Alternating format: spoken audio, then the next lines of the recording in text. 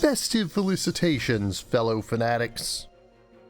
Welcome back, one and all. I hope everyone had a Merry Christmas. I'm AtF Fanatic, and to wrap up the year and our month of festive freebies, today we're taking a look at The Battle for Wesnoth, a fantasy tactical wargame with RPG elements by the Battle for Wesnoth project. Normally this is the part of the video where I would complain about somebody naming their company after their first game, but considering the company has existed for over 20 years at this point solely for this game, I'll bite my tongue this time. Note to self, do not take that phrase literally in the future.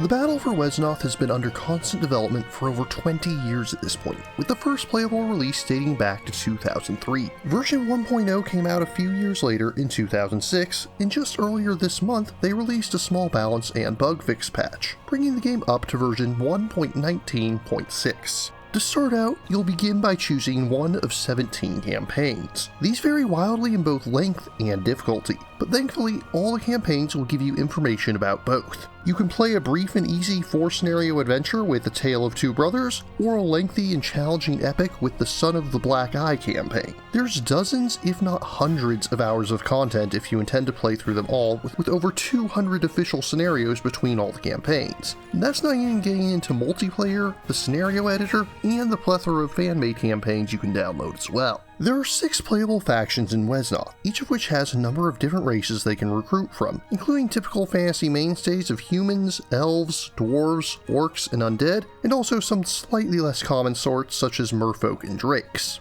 And, as you'd expect, each has their own unique traits that make them different to play as. Humans and drakes fight better during the day, while orcs and undead perform better at night. Elves take no penalties in the forest, even their cavalry, and are generally equipped with both blades for melee and bows for ranged attacks, but their units are a bit weaker than their human counterparts. Merfolk are weak on land, but can move through rivers and even oceans with no penalties, whereas most units are vulnerable in shallows and obviously can't fight at sea without a ship. Undead are typically resistant to standard weapons, but are especially vulnerable to both magic and fire attacks. And if a zombie kills a mortal unit, the corpse will join the undead hordes. In multiplayer matches, you'll choose a faction which determines which units you can recruit, though campaign mode isn't necessarily bound by the same rules. For example, in the Heir to the Throne campaign, even though your leader is a loyalist, a faction that almost exclusively uses human units, you'll start out by using primarily elven units, and you'll soon be able to recruit a mixture of both loyalist and rebel units, with the latter being a primarily elven faction. Battles typically end when only a single leader remains on the battlefield, although campaign scenarios can have additional or alternative win and loss conditions. If your leader is in a keep, then you'll be able to recruit new units, or in the case of campaign mode, recall units hired in previous scenarios. This allows you to keep a squad of units that gain experience over time, although you have to be careful. Death is permanent in Wesnoth, and a unit that succumbs to their wounds cannot be brought back, not even with the undead faction. Most units are not unique and can be replaced, but it will take time and effort to train up a unit to higher levels. Most units have a class change tree that increases as they level up, and sometimes this can even branch into different paths. For example, the Spearman is one of the most basic loyalist units, capable of both basic melee attacks and has a weak ranged attack. Upon leveling up, they can become a Javelineer, enhancing their abilities without drastically changing them, a Pikeman, forgoing their ranged attack in favor of a more powerful melee attack, or a Swordsman, trading in piercing for slashing damage. When the Pikemen and Swordsmen hit level 3, they likewise change into the Halberdier and Royal Guard respectively. Most units have 2 or 3 levels, though a select few have 4. It's important to note that this is not Fire Emblem, and you are expected to lose units over the course of the game. Sometimes, you might even have to lose a high-level unit in order to advance. But, when possible, you'll want to retreat them to heal. If a unit starts its turn on a village space, it'll not only gain a defensive bonus, but also heal 8 HP. This is a fixed rate, so high HP units will take a lot longer to recover. Also, while castles have an excellent defensive bonus, they do not heal units. Some factions also have healers that will restore adjacent units at the start of their turn, but beware that a unit can only receive healing from a single source each turn. Also, healers do not gain any experience from healing, so if you want them to level up, they will have to fight sooner or later. On the subject of villages, they'll dot the map and provide you with an income of 2 gold per turn. Recruiting has a fixed cost per unit type, while recalling was always 20 gold in the scenarios that I played. However, most units will have a further upkeep cost of 1 gold per turn.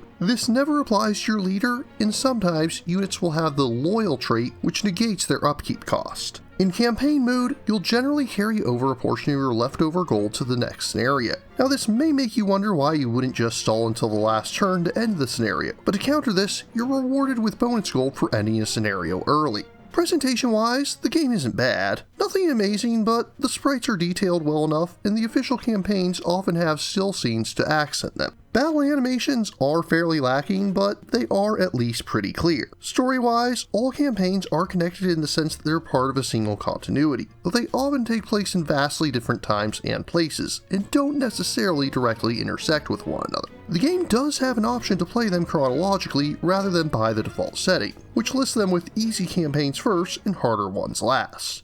All in all, the Battle for Wesnoth is a massive game that shows what a dedicated passion project can do. As aforementioned, it's had over 2 decades of work done, and it doesn't look like they'll be stopping anytime soon. If you're into multiplayer, the variety of factions gives options to a wide variety of playstyles. If you're into single player, then there's enough content here to easily last you over 100 hours. In preparation for this review, I played a dozen scenarios across 2 different campaigns. I can't comment too much on difficulty as these were both novice campaigns, but it was exciting to see the different classes I unlocked by leveling up my units. Bear in mind that despite superficial similarities, this is not a Fire Emblem style game. If you go in expecting Fire Emblem, you're inevitably going to be disappointed. This feels far more inspired by traditional hex and counter wargames, with most of your units being generic soldiers, relatively low hit rates, and individual units, even leaders, not being too inordinately powerful. If you're looking for a high fantasy setting with plenty of tactical depth and RPG elements, Wesnoth has you covered. It stands above not just other freeware titles, but even many paid games out there as well. In conclusion, I find the Battle of Wesnoth to be worthy of a respectable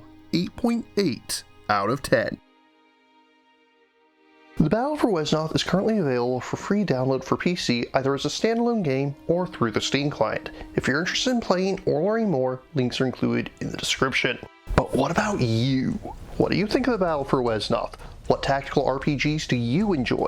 If you have any questions, remarks, or opposing points of view, leave that in the comments down below. And don't forget to like, share, subscribe, and ring that bell. If you really enjoy my work, please consider funding my channel on Patreon. Until next time, farewell, fellow fanatics.